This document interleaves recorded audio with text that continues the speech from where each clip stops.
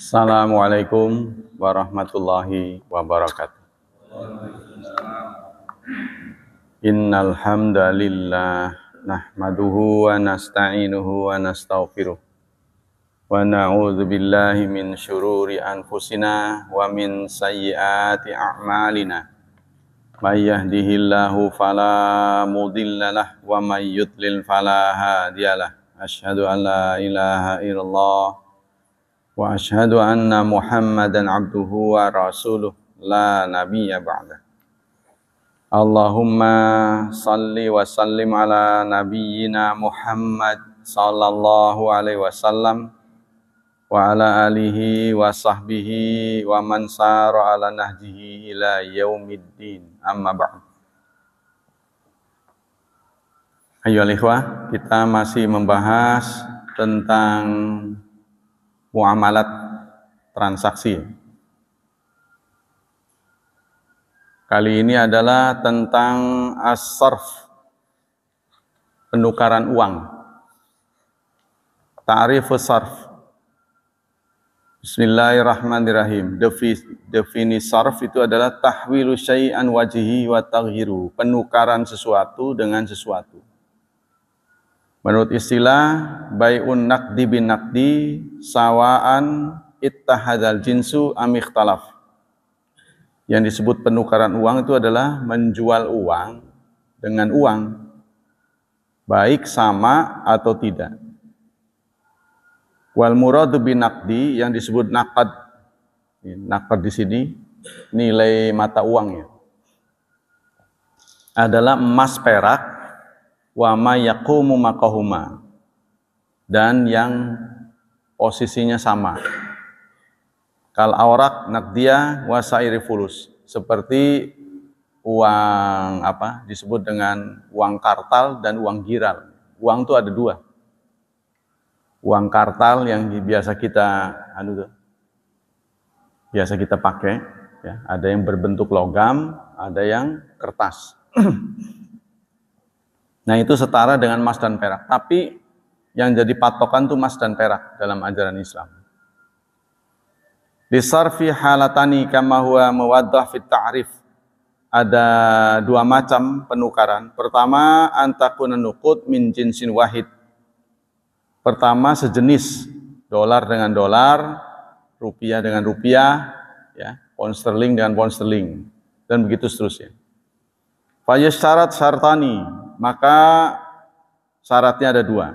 Pertama, at-tasawi, yang kedua at-taqabud qabla tafarruq, adanya kesamaan. Ya, jadi kalau dolar dengan dolar berarti 10 dengan 10, 20 dengan 20. Yang kedua, harus ada serah terima sebelum berpisah. Ini saya nggak ngerti nih, ada serah terima sebelum berpisah. Ya, sebab sekarang ini kan bisa transfer, ya.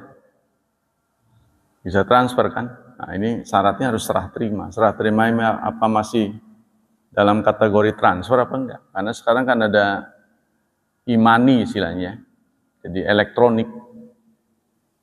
Jadi ini untuk memangkas sebenarnya. Yang dikhawatirkan itu enggak ada bendanya. Contohnya, kita naruh uang 1 juta. Apa terjamin uang kita itu masih 1 juta? Ketika kita butuh pasti ada, karena nggak ada di tangan kita, hanya angka saja kan, yang di tabungan itu angka saja.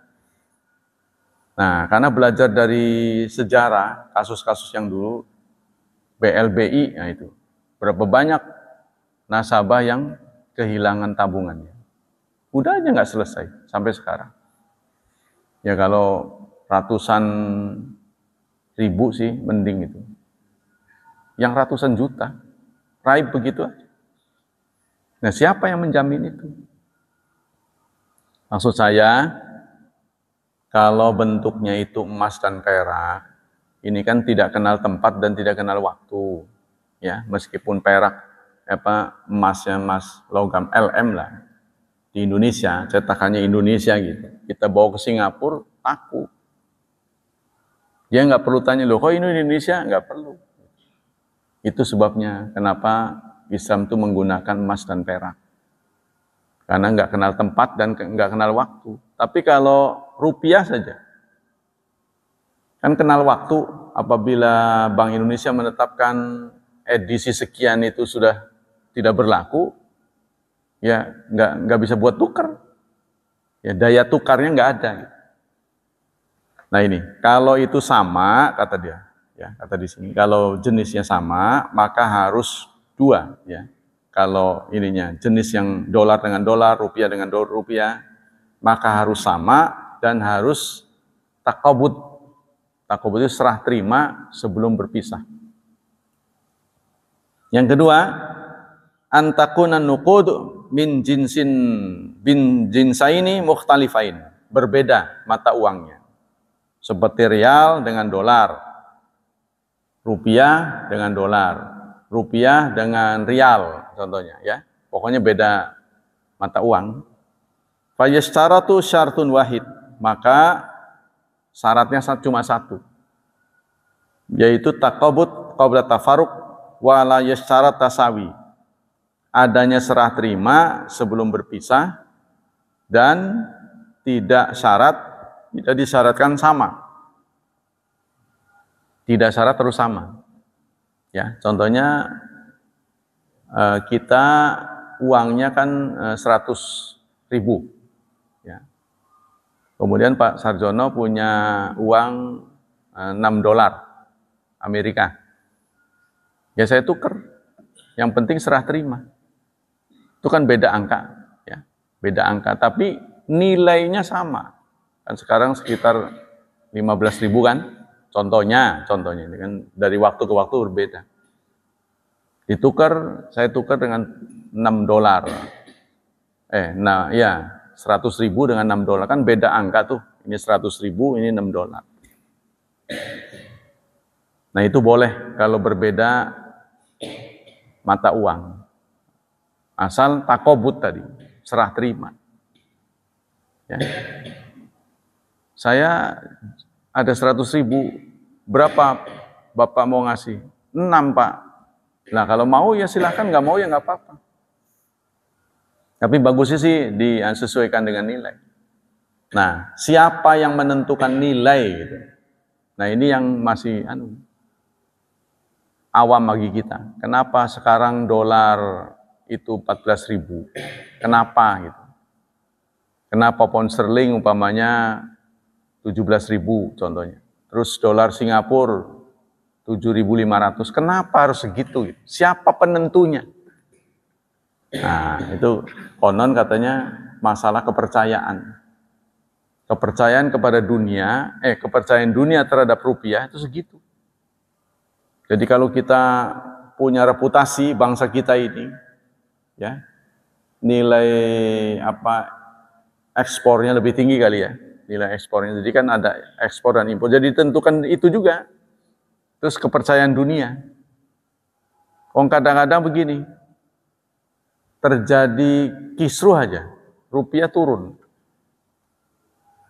Ketika ekonominya kita udah bagus, maka nilai tukarnya tinggi. Ini penentunya siapa yang nentuin ini, naik turun. Nah, itu yang saya nggak ngerti. Ya. Nanti dulu kan 2.500, zaman kapan? Naik. Pernah 17.000 pernah. Melesat. Turun lagi 7.500. Nah sekarang 14.000. Terus dijaga. Naik sedikit. Begitu rusuh aja. Udah. Nah inilah. Ya. Jadi kalau sampai ada isu yang kurang baik terhadap suatu negara, maka mata uangnya turun. Contohnya Amerika melakukan sesuatu perbuatan yang tidak terpuji, contohnya. Turun dolar. Bisa begitu gitu. Nah inilah kedigdayaan mereka, adik kuasa mereka. Konon saya pernah belajar saat Presiden Amerika lagi pidato, maka seluruh kegiatan transaksi bursa itu dihentikan. Dia menunggu pidatonya apa. Begitu pidatonya positif, maka rupiah kita turun. Gitu contohnya. Contohnya ada terjadi inilah perang Rusia dengan Ukraina. Itu mungkin berpengaruh. Apalagi tempat-tempat yang strategis. Contohnya Arab perang. Sehingga beberapa komoditi terganggu ya, penyalurannya. Udah berubah. Nah, ini yang ngerti ekonomi lah, bidang ekonomi ya. Kenapa terjadi inflasi, deflasi itu? Kenapa begitu? Nah, di zaman Rasulullah itu sebenarnya tidak ada inflasi, bagaimana ya? Jadi di zaman Rasulullah 1 dinar itu kebeli kambing. 1 dinar. 1 dinar itu kan 4 gram 25. Ya, 4 gram 25, 4,25. Jadi 4 seperempat. Katakanlah kalau sekarang, kalau nggak salah emas itu sekarang dekat 900. Naik turun 900. 900 kali 4, 3.600.000. Kali seperempatnya 200-an ya. 3.800.000. Kebeli nggak kambing? 3.800.000. Hah? Iya. Perak, dirham itu kebeli ayam jago dulu, ayam. Nah, perak itu mungkin 3 gram lebih ya. Harga perak itu sekitar 30 atau 40 ribu per gram. Jadi 3 gram ya sekitar 100 lebih. Kebeli nggak ayam? Nah itu, jadi nggak terganggu. Ya dulu mungkin kalau Pak Syafi'i ingat waktu kecil berapa tuh rupiah tuh? Kembang gula aja berapa? Permen berapa? Makanya sekarang ada niat 3 digit mau dibuang, nol-nolnya itu. 100.000 itu cukup 100, soalnya kalau nggak dijaga terus nanti naik terus itu. Jadi angkanya tambah banyak, tapi nilai tukarnya kurang. Buat apa angka banyak nilai tukarnya kurang? Nah itu mau dipangkas 100.000 menjadi 100. Mau digituin, gitu. Apa itu efektif atau tidak? Nah ini saya kurang paham nih tentang naik turun, kenapa deflasi, kenapa inflasi ini. Bagian ekonomi yang tahu. Ya, faktor-faktor apa saja yang menyebabkan kita begitu. Kalau kita sudah tahu, ekonom itu banyak di Indonesia. Setiap tahun keluar dari fakultas-fakultas. Tapi nggak mampu. Udah tahu dia begitu. Kenapa itu nggak dibidik? Jadi rupiah kita naik. Nilai tukarnya ya. Jadi kuat. Kenapa itu nggak dilakukan? Saya nggak habis mengerti lah soal-soal begini. Nah, jadi itu tentang mata uang ya. Jadi penukaran seperti itu. Bai'ul amlat fil forex wa nahwihi. Nah, sampai forex aja di sini. La ba'sa, tidak ada masalah min haitsul aslu fil ittijar bil amlat. Fa in ikhtalafatil umla ka bai'il euro bidolar jaza wa syarat taqabud fi majlis aqdi. Jadi kalau beda mata uang, saya juga nggak ngerti perjalanan forex seperti apa nih. Terutama saham ya, naik turun itu apa riba apa enggak? Karena bisa ada skemanya begitu tuh. Kadang-kadang dijagain malam hari. Mereka bekerjanya malam hari. Ada orang-orang tertentu yang ahli, cukup di rumah saja. Yang memperhatikan naik turun, tembak. Wah, lagi rendah dia tembak. Nanti naik, dia jual. Dalam waktu singkat tuh bisa untung besar. Sepertinya ada yang dihalalkan. Sepertinya. Nah, kita banyak yang nggak tahu tuh. Sepertinya gitu ya. Oh itu untung. Sepertinya ada yang halalkan. Ada informasi gak nih? Sisi halalnya kenapa? Nah, saya kurang banyak belajar. Anak-anak saya sesekali dia main. Kalau haram tidak mungkin. Saya nggak tahu sisi halalnya dari mana. Saya belum tahu itu. Ya, jadi dia ada saham sekian turun tuh kadang. Ada grafik sampai pasang layar banyak tuh di depan. Nungguin aja. Tapi bukan kayak mancing ya. Mancing kegigit nyamuk, gelap. Itu bang nggak diperhati. Begitu naik, tembak dia jual. Nah itulah yang nggak ngerti lah soal itu ya. Nah saya kurang pengetahuan tentang itu. Nah itu tentang jual beli mata uang. Singkatnya, kalau sama jenisnya rupiah dengan rupiah itu harus sama dan kontan. Kalau beda jenis mata uangnya maka tidak harus sama tapi harus kontan. Nah, tidak boleh tempo. Sekarang kita akan membahas tentang gish. Gish itu adalah kamuflase. Ini masih dalam masalah transaksi ya. Al-gishu laghatan naqidun nushi. Gish dalam bahasa artinya berlawanan dengan nasihat. Kalau nasihat kan memberi masukan, ya. Kalau gish itu menggerogoti. Menurut istilah yang namanya gish itu katmu aibin, menyembunyikan cacat, namanya gish itu. Lau alimahu taraful aqdil akhar lam yakbalhu. Seandainya lawannya itu tahu, maksudnya orang yang bertransaksi itu tahu, ya, saya dengan Pak Mul, saya jual barang, ada sesuatu pada benda ini yang saya sembunyikan, cacatnya. Kalau Pak Mul tahu, dia nggak mau. Nah itu namanya gish, menyembunyikan cacat. Apa bahasa Indonesia? Ngetuk ya bahasa. Kalau ngetuk sih nggak begitu aja ya, lebih luas ini. Kalau dalam bahasa Arab ini gish. Gish itu ada penipuan tadi tuh, menyembunyikan cacat benda yang mau dijadikan transaksi. Kalau lawannya itu tahu, ya, dia nggak akan mau. Nah, itu definisi dari gish.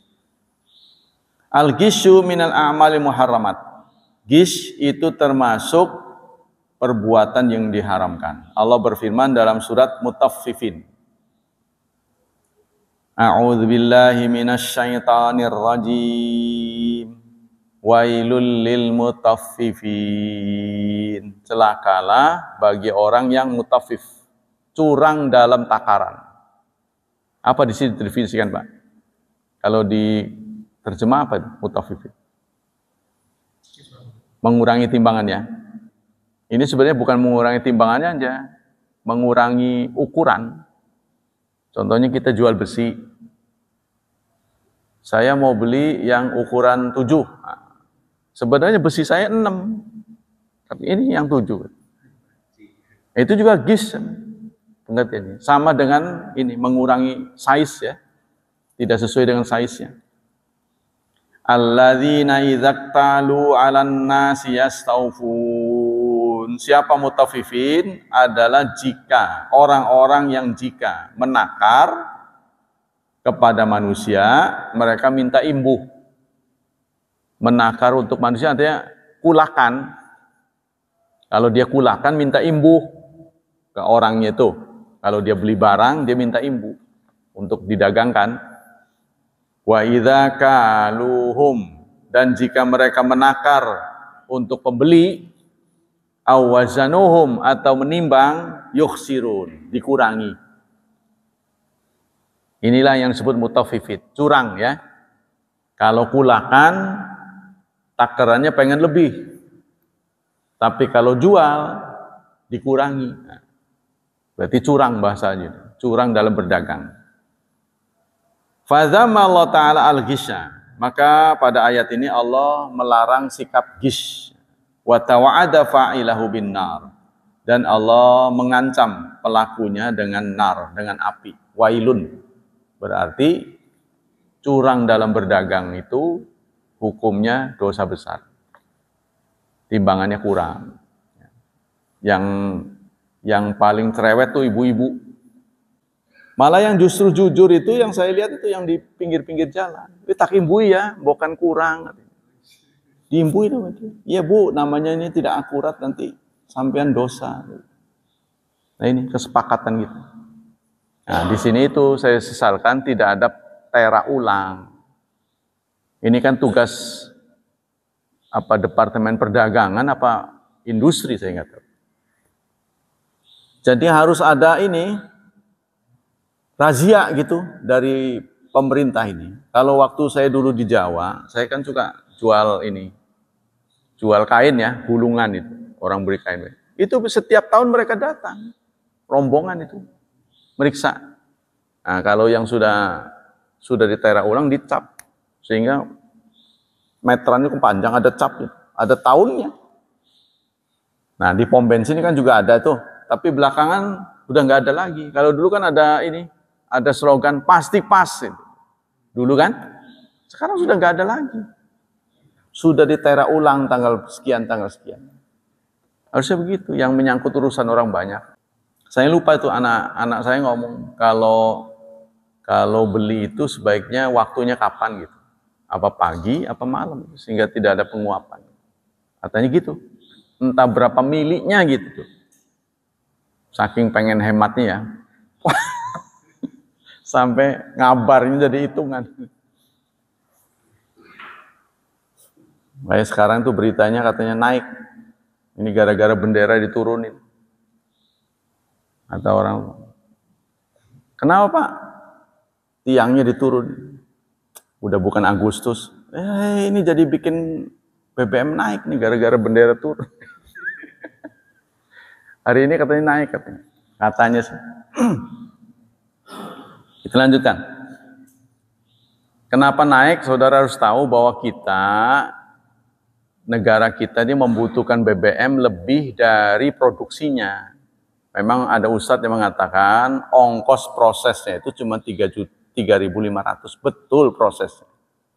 Tapi bangsa kita nggak cukup dengan produksi sendiri, itu persoalannya. Jadi kita impor.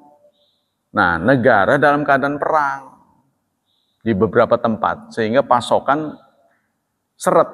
Nah, makanya itu mau dibuka dari Rusia. Nah, Rusia boleh nggak? Kalau sudah nanti turun, ya bisa turun lagi. Tapi yang saya nggak mengerti, saat dulu minyak dunia turun, nggak turun gitu loh. Waktu naik katanya naik. Atau turun ikut turun, naik ikut naik. Dulu waktu turun banyak, kita tetap aja segitu. Kemana celengannya tuh? Ya kan? Nah, nggak tahulah pengelolaannya. Akhraja Muslim. Muslim menyampaikan hadis dalam sahihnya, anna nabiyya marra ala subrati ta'am. Suatu saat Nabi melintas, beliau masuk ke dalam pasar. Ya, ada orang jualan dengan subratu ta'am, pondokan, tidak di kilo, tidak ditakar. Pondokan tahu kan? Ya, tumpukan. Fa'adkhala yadahu fiha. Lalu Rasulullah memasukkan tangan ke makanan itu. Fanalat asabi'ahu balalan. Lalu Rasulullah tangannya kok basah. Padahal harusnya kering. Jadi maksudnya kalau basah itu jelek gitu. Lalu Rasulullah bertanya, "Mahadza ya sahibat ta'am?" Apa ini kok basah? Qalat, "Asabatus sama ya Rasulullah." Kehujanan. Afala ja'altahu fawqa ta'am kayyaran yarahun nas. Kenapa yang kehujanan enggak ditaruh di atas? Kamu sembunyikan. Nah, itu definisi gis itu maksudnya. Man ghasya falaysa minna. Barang siapa yang berbuat gis, maka bukan golonganku. Jadi kalau orang itu tahu basah, dia enggak mau. Nah, tapi yang basah ditaruh di dalam, di bawah, disembunyikan. Itu namanya gis. Fadallatil adillah ala anal ghishya haram wa hadza bi ittifaqi ahli ilmi. Maka dalil ini menunjukkan bahwa sikap ghish tadi, menyembunyikan cacat, adalah bentuk haram. Bentuk transaksi yang haram. Ya, sepakat ahlu ilmi. Suwarul ghish, bentuk-bentuk ghish. Lil ghishyi suwarun katsirah. Banyak sekali bentuknya. Pertama, ini garis besarnya saja. Kitmanu aini aibisil'ah. Menyembunyikan cacat benda yang hendak dijual. Bihaitsu la yuthiru ba'i lil mustari. Yang jual ya tidak menampakkan kepada yang beli. Ada cacatnya nggak diberitahu. Tidak dideskripsikan. Nah, ini lemahnya ini. Contohnya kita beli mobil, kenapa dijual Pak? Kita harus beritahu, kenapa saya mau jual. Saya butuh uang. Nah, karena ini sudah tidak lancar lagi jalannya. Ya, harus kita sampaikan. Nah, kalau begitu mah ya nggak laku. Ya itulah konsekuensi. Orang jujur akan dikumpulkan bersama nabi-nabi. Yang kedua, al-ghisyu fil mizan. Gish dalam timbangan, ya, curang dalam timbangan. Biwat isiqal asfala kifatil mizan, dengan meletakkan pemberat. Jadi timbangan bebek itu, kan saya dulu jualan, bukan sekedar jualan barang saya sampai jual timbangannya. Saya jual timbangannya. Jadi di bawah ininya nih, pemberat ini yang pakai batu nih, kan ini barang, ya, yang anunya, mangkoknya. Nah, ini yang buat pemberat batu nih. Ini bawahnya ada ini. Gitu tuh bisa dibuka begini. Isinya besi. Nih. Ini nih, begitu dibuka begini. Besi ini. Jadi sebelum ditimbang pun si pemberat ini sudah berat. Sudah ke bawah dia. Jadi walaupun ini batu timbangannya diambil gitu, masih kosong, nggak ada benda, nggak ada pemberat. Dia sudah cenderung turun gini. Nah, entah berapa, tergantung mau isinya berapa. Ya, jadi memang sebenarnya sih mungkin oleh produsennya ini untuk stabilisasi ya mungkin ya, karena kadang-kadang error kan timbangan itu. Maka dikasih pemberat supaya gini. Jadi yang benar itu timbangannya sebelum ada benda pembanding itu harus pas begitu. Tuh, makanya sekarang ada digital. Ya, digital udah habis. Jadi orang nyerbunya ke mall. Itu kesalahan mereka sendiri, karena itu curang. Contohnya ini aja, timbangan bawahnya itu kurang minyak, kan jadi seret itu. Nah, itu juga mengganggu. Ya, jadi itu dalam timbangan. Yang ketiga, al-ghisyu fil mabani wat turuqi wal jasur. Penipuan, curang dalam formulanya. Kalau orang bilang itu bestek ya. Contohnya kita membangun trotoar borongan. Kan itu kan ada formulanya. Ini apa campuran semennya itu, berapa berbanding berapa. Dikurangi. Maka belum waktunya jebol. Bahkan kadang-kadang jalan tol belum dipakai udah ambruk. Nah, ini ada yang dikurangi. Karena apa? Mereka harus berbagi. Harus berbagi, karena pegawai-pegawai itu begitu dapat proyek, berdatangan tuh ke rumah si ini, kontraktornya. Saya dulu kan jadi tahu karena saya subkontraktor, jadi tahu pada datang minta fee. Nah, itu jadi kan dia harus gimana harus berbagi ke sana. Dia juga perlu untung. Nah, itu yang menjadi penyebab berkurang. Nah, contohnya mau bikin jalan, batunya itu diperiksa berat jenisnya. Waktu itu Jepang datang dari sana, waktu Lampung tuh yang dari Bakau sampai ke itu batu dari saya. Ya, lingkar apa itu? Saya lupa. Dekat Palembang. Saya sih nggak nyampe Palembang, tapi sekarang udah nyampe. Sebelum ada jalan tol ya. Nah, itu batunya dari perusahaan saya. Itu diperiksa dulu, datang ke Jepang. Nggak pernah di ACC karena berat jenisnya itu. Jadi Jepang ini konsisten. Jadi kalau nggak cocok dia nggak mau. Nah, itu makanya itu susahnya begitu. Jadi proyek ini nggak jalan-jalan. Akhirnya ada pelicin. Soalnya dia ACC. Udah, gitu ada pelicinnya udah jalan. Keluar 16 itu. Kwitansinya suruh tulis 26. Enggak mau sih. Ba'dul ba'ah hatta yabra'a min tabi'al mabi yaqulu fi bai'i as-sayara kulluha uyubun. Ada orang mengatakan ya, sulit sekali bisa begini. Bisa jujur itu sulit sekali. Ya kalau begitu enggak usah jualan. Ya jangan putus asa lah, kita tetap harus tegakkan. Justru sekarang di dunia modern malah memegang kejujuran. Contohnya ada digitalisasi, ya kan? Sekian gram itu sudah terbaca. Nah itulah, sejak ada itu kita mending tuh, agak lurus ya, walaupun masih ada tipuan-tipuan juga. Wa hadza la yubarri'uhu hatta yanussa 'alal aibi alladhi ya'lamuhu. Faman 'alima aiban tsumma katama wa qala masawak lam tabra azimmatu fi qauli aktsar ahli ilmi. Jadi kalau kita ingin berjual atau menjual sesuatu yang kita miliki, maka kita harus terangkan cacatnya apa. Harus kita jujur lah, ini cacatnya begini, kelebihan ini, kekurangannya ini. Harus begitu. Termasuk ini kali ya, termasuk munakahat ya. Termasuk munakahat pernikahan. Harus dijelaskan kalau ada cacat. Cacatnya apa. Jangan sampai menjadi penyesalan justru setelah akad nikah. Kan gitu kan. Jadi harus diberi tahu kelemahannya, jangan kelebihan. Lemahnya ini. Nah, kita sebagai laki-laki kalau ingin mendapatkan istri, ya harus teliti. Karena bukan sehari 2 hari. Buat lama, seumur hidup, malah dunia akhirat. Jadi harus teliti. Jangan sampai menjadi penyesalan di kemudian hari. Yang ketiga, goror. Tadi yang satu apa? Yang kedua, gish. Nah, yang pertama itu kan tadi mata uang ya. Yang kedua gish, penipuan. Yang ketiga goror, unsur goror. Apa yang disebut goror? An-nahyu anil goror aslun azim. Larangan tentang goror itu merupakan prinsip yang pokok dalam jual beli. Ya.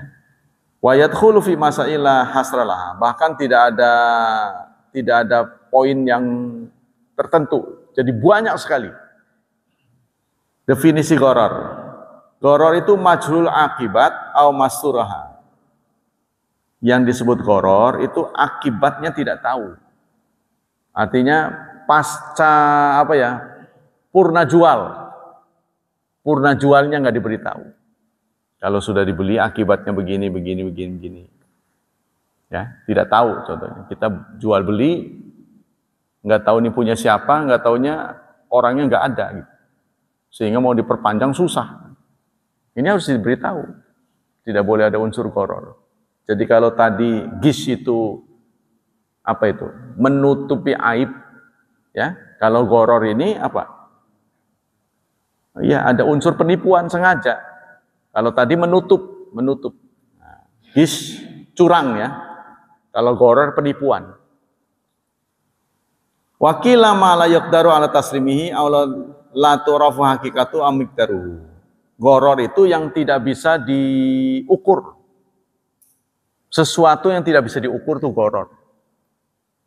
Biasanya pakai ukuran, tapi nggak bisa diukur. Al-ghararu haram. Hukum gharor itu adalah haram dalam sebuah hadis yang disampaikan oleh Muslim ya, dari Abu Hurairah. Wa dhabitul gharar al-mamnu' fil muamalat ayyakuna ghararu katsiran. Yang dilarang, gharor yang dilarang dalam muamalat adalah gharornya terlalu banyak. Yang kedua, imkanu taharus minhu duna haraj wa masyaqqah. Bisa dihindari kalau mau. Bisa dihindari kalau mau. Yang ketiga, alla tadwal hajat ilaih. Tidak terlalu penting.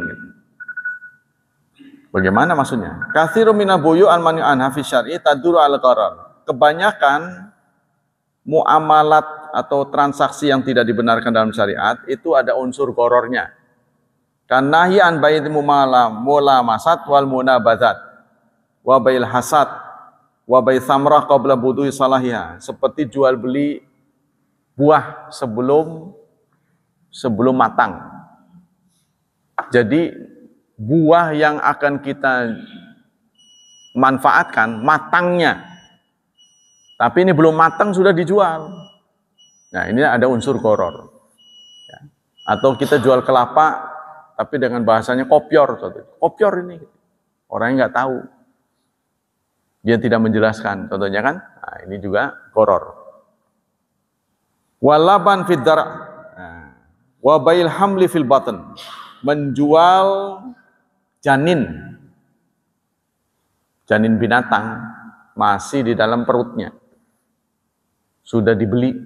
Nah, itu ada unsur gharar. Jadi apa ya, kalau bahasa kita itu beli kucing dalam karung gitu. Bagi yang senang kucing ya, beli kucing dalam karung. Nah, ini jual beli kucing juga jadi masalah. Boleh nggak kucing dijual belikan? Kemudian membeli air susu tapi masih di dalam susunya, borongan, borongan. Ini tak pernah sampai habis berapa, ya? Atau membeli sesuatu masih di pohonnya. Jadi yang bisa diukur tapi nggak diukur gitu ya, itu unsur gharar. Menjual ikan dalam kolam, tuh borongan kok pira kok, sekolam kok. Kan kolam ini nggak sama. Ya, itu unsur gharar. Wa bai'u ghair maqdur ala taslimi, atau berjual beli sesuatu yang tidak bisa diterima. Contohnya burung sedang terbang. Oh, nanti saya ambil tuh. Lagi terbang, sudah di booking. Ya, nggak boleh. Wasamaku filma, atau ikan di dalam air, di dalam kolam. Belum ditangkap. Jadi harus ditangkap dulu nih ikannya. Nggak bisa, nanti saya tangkap. Nggak bisa. Wa nahyu an bai'i ma la yamlik, sesuatu yang tidak bisa dimiliki. Itu namanya gharar. Yajril gharar fi suwarin katsira asyaruha ta'min at-tijari. Unsur gharar ini banyak kita dapati dalam berbagai transaksi. Yang paling populer adalah at-ta'min at-tijari, yaitu adanya kepastian. Ya. Jadi dalam jual beli yang dibolehkan dalam Islam ini adanya kepastian. Kalau tidak ada kepastian, tidak bisa diukur. Yang biasanya bisa diukur, nggak bisa diukur, nggak bisa ditimbang. Ya, itu unsur gharar. Wa tasfiqu syabaki wal harami wa kullu ma hurima min ajri maisir, dan semua karena untung-untungan. Untung-untungan. Unsur gharar juga ya. Contohnya apa itu yang untung-untungan? Main tembak atau gimana itu? Yang ditembak dapat. Unsur gharar nggak itu? Itu yang ditangkap tuh, mainan itu. Dapat, itu unsur gharar. Ya nggak ada kepastian dapat berapa gitu, ya. Singkatnya antara penjual dan beli ini ada sesuatu yang tidak bisa dipastikan. Nah, itu yang termasuk kategori gharar. Faqad hurima li annahu majhul akibat, maka semuanya haram karena tidak diketahui akibatnya. Terakhirnya kapan? Nilai finalnya. Fayakunu aidan minal gharar amanhiu anhu alladhi yufti ila adawat wal baghdha bainal muslimin. Kenapa tidak boleh? Karena akan menimbulkan pertengkaran, penyesalan. Ya. Qala Syekhul Islam fil gharar yufti ila mafsadil maisir. Kenapa tidak boleh? Menurut Syekhul Islam Ibnu Taimiyah, karena lebih kepada perjudian, untung-untungan. Ya, jadi jual beli untung-untungan ini tidak boleh.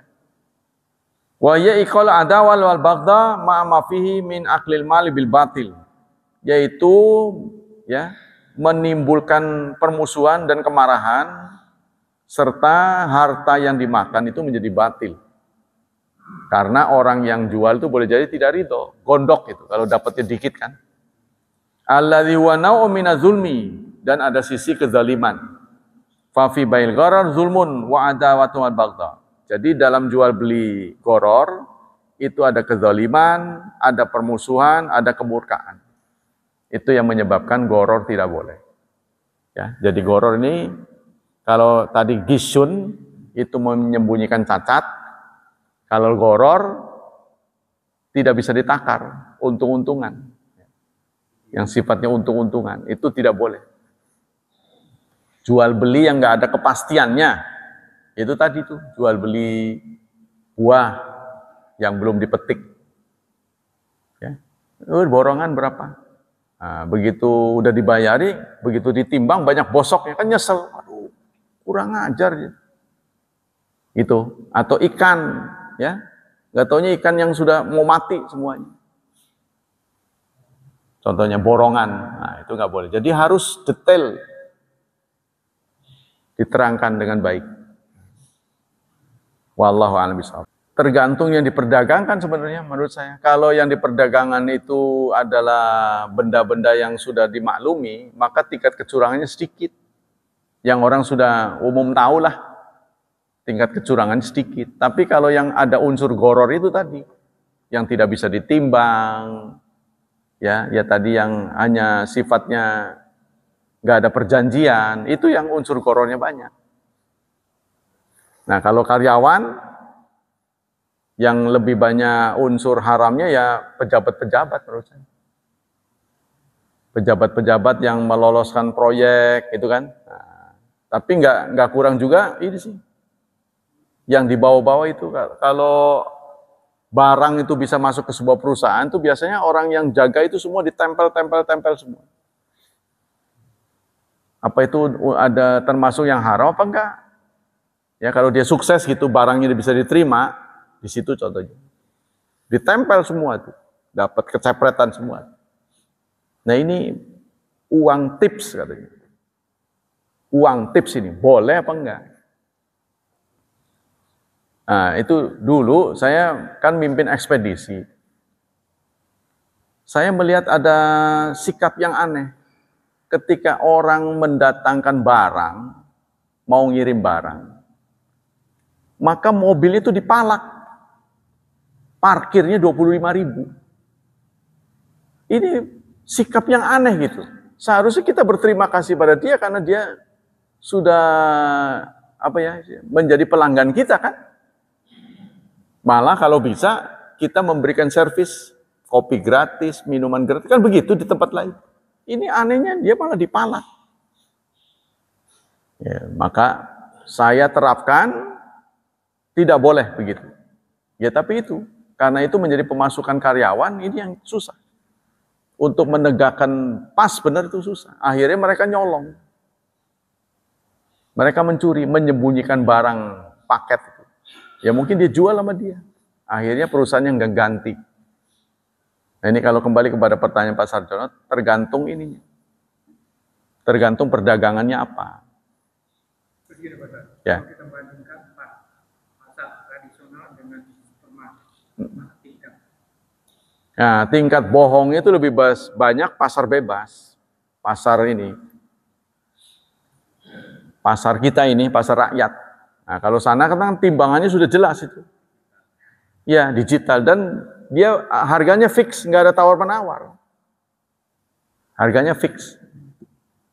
Tapi tetap aja ada terselip hal-hal yang ini. Jadi jual beli itu harus jelas sehingga benda ini dipakai ini posisinya halal. Tidak sekedar ridho dengan ridho. Contohnya itu tadi kita beli lengkeng setengah kilo, yang dimakan 2 on tanpa izin. Ini kan belum ada transaksi. Ini tidak boleh. Jadi begitu datang ke tukang buah, mang manis lah langsung. Itu sikap itu harus kita rubah. Sebab ini belum mendapat halal kehalalan. Bukan nggak boleh, bukan. Boleh saya cicipin? Boleh. Yang punya ya. Tapi saya nggak tahu kalau pegawai mall itu kan bukan dia yang punya. Manis tah? Saya boleh cicipin? Ya boleh. Kan bukan dia yang punya. Kalau yang di pinggir jalan kan punya dia. Boleh saya cicipin? Oh boleh, saya silakan. Malah kadang-kadang dia orang ngantri mau cicip itu. Bisa begitu. Tapi harus diperhatikan, yang suruh nyicip ini dengan barang yang dijual ini sama enggak? Manis begitu, loh kok jadi asem? Ya ini dia ambil yang sini. Hati-hati tuh. Jadi gerak tangannya ini, wah ini pokoknya banyak lah. Banyak peluang lah. Nah, dari sisi lain, untuk mengarahkan orang tawakal kepada Allah, itu lebih banyak dari pedagang. Untuk memungkinkan kita kaya dari pedagang, karena limitnya kan tidak terbatas. Ya kan? Kita nggak bisa mengira-ngira yang bakal datang berapa kan. Kalau datang banyak kita laris, kita kaya. Semula orang yang pengusaha pom bensin saya kira begitu. Pokoknya banyak kendaraan yang datang, dia akan banyak untung kan. Saya mengira begitu. Ternyata ada kuota. Jadi ini pom bensin ada kuota, Pak. Jadi kalau laku sekali dibatasin. Jadi saya kira kan pokoknya kosong beli, kosong begitu kan. Saya kira begitu tadi. Nah, ada teman saya buka pom bensin. Oh, boro-boro katanya, Pak, dibatasin gitu. Jadi kalau sepi didiemin gitu tuh. Kalau laku sekali ada batasnya. Nah, jadi dia nggak bisa berkreasi. Kalau pedagang kan dia tinggal baik mana sama pelanggan, dia tambahkan terus promosi. Semakin banyak pelanggan semakin kaya, kan begitu. Tapi ternyata enggak, ada batas-batas tertentu. Nah, ini kembali ke situ. Jadi kalau kita menjadi pedagang, nilai-nilai tawakalnya lebih. Kenapa? Karena kalau udah sepi, melamun aja, Allah, udah barang-barang nggak laku ini, saya harus bayar, jatuh tempo. Jadi berdoa pada Allah. Kalau karyawan mah nggak mau tahu. Karyawan perusahaan rugi, tangga pokoknya awal bulan saya gajian. Nah, tapi dibatesin ya, rezeki perusahaan ini dibatesin. Kita pasti segitu aja. Kan mau tidak mau untuk bayar kan dia harus punya penghasilan. Jadi udah ketahuan deh. Kalau Bapak ingin tahu berapa gaji yang akan diberikan oleh perusahaan, lihatlah berapa pemasukan dia. Kan gitu kira-kira. Kalau dia pemasukannya besar, kemungkinan, baru kemungkinan, kita digaji gede. Kalau bosnya ini ya. Tapi kalau dia pemasukannya kecil, mustahil bisa digaji gede. Sehingga karyawan minyak udah pasti gede kan. Karena kan minyak mah semua dibutuhkan orang kan. Tapi kalau ngelihat ya jualin cuma segitu, berapa untungnya? Udah kemungkinan kecil. Seperti pedagang sembako lah katakan. Kan dia untungnya itu karena perputaran. Ya, untungnya dikit-dikit tapi kali gitu. Jadi kerugian orang yang jual sembako itu adalah utang. Kalau orang udah ngambil utang, udah sedih tuh. Karena nggak bisa diputer dia, macet di situ. Ya, contohnya warung lah. Makanya ada nggak boleh ngutang. Kalau makan, udah dimakan, utang ya. Waduh, mau suruh keluarin lagi bagaimana? Makanya ada yang mau bayar dulu. Karena tabiat kita begitu. Kalau udah selesai, hajatnya sudah dianukan orang, udah dia malas bayar. Sehingga bangkrut. Gitu. Nah itu, ya Pak Sarul, jadi sisi saya kan pengalaman sebagai karyawan, pengalaman sebagai pedagang, sudah macam-macam. Ya, jadi kata anak saya udah kembali kepada habitat. Saya ketawa aja. Papa kan habitatnya dari pesantren. Udah turun. Ya sudah. Jadi saya sudah begini Bapak sekalian. Sampai hari ini, Bapak tahu ya, ada yang undang saya. Sampai sebelumnya diminta-minta maaf Pak. Mau ngasihnya kecil gitu. Saya bilang ngajar itu tugas saya. Sepanjang saya diundang saya akan datang. Dan itu saya buktikan. Apalagi muridnya banyak, satu saya jabanin. Sampai kelengar muridnya yang nggak datang. Jadi tidak ada kata tidak ngajar. Kecuali dia yang ngalah duluan. Saya punya kartu begitu. Sampai dia, Pak udah sampai di sini, sampai dia kalah. Baru saya berhenti. Jadi kalau dia belum kalah, saya akan terus. Sampai kapan saya ready, sepanjang saya sehat ya. Nah itu, jadi ada orang yang ngundang, Pak, maaf, ini kecil. Saya sudah tahu, beberapa orang tuh, ustadz itu sudah mengajukan harga. Wah, saya nggak mau diundang, kecuali dengan harga segitu. Saya bertanya pada dia, sebenarnya yang wajib itu siapa sih? Menyampaikan ilmu agama ini? Orang yang mendengar, audiens, atau gurunya? Saya jawab dua-duanya sebenarnya. Semua orang Islam kan wajib. Sama dengan kita Jumatan, menjadi khatib. Ya kan? Kan ustadznya kalaupun tidak menjadi khatib, dia kan harus Jumatan juga. Kenapa dia harus menuntut banyak? Kan sambil dia sambil itu sama juga. Kenapa dia harus menuntut? Maka saya mengatakan dalam Quran kan ada wa ma lahum min ajrin. Tidak ada bagi rasul-rasul itu pahala, artinya upah. Dia tidak boleh nego. Barang siapa yang nego di awal, inilah haramnya sudah turun. Sebab menyampaikan ilmu itu wajib. Itu saya cerita begitu. Tapi, Bapak sekalian, orang yang menyampaikan kebenaran biasanya nggak diminati. Gitu. Iya, dimusuhin. Itu persoalannya. Kalau kita nyampaikan yang sebenarnya, selempengnya, udah nggak diundang lagi. Ya, alhamdulillah nggak apa-apa. Oh, itu mah kewajiban, bukan apa-apa. Nah, ini yang terjadi di masyarakat kita begitu. Sehingga pengajian-pengajiannya seret. Mau diundang mematok harga. Malah kadang-kadang sudah dipatok harga sesuai dengan nego, ya, sesuai dengan nego. Begitu dia lihat panitianya dapatnya banyak, dia nuntut lagi. Weh, saya kok dikasih segitu? Itu kejadian itu. Sangat memalukan seperti itu. Saya itu sudah sebenarnya secara pribadi saya sudah disumpah.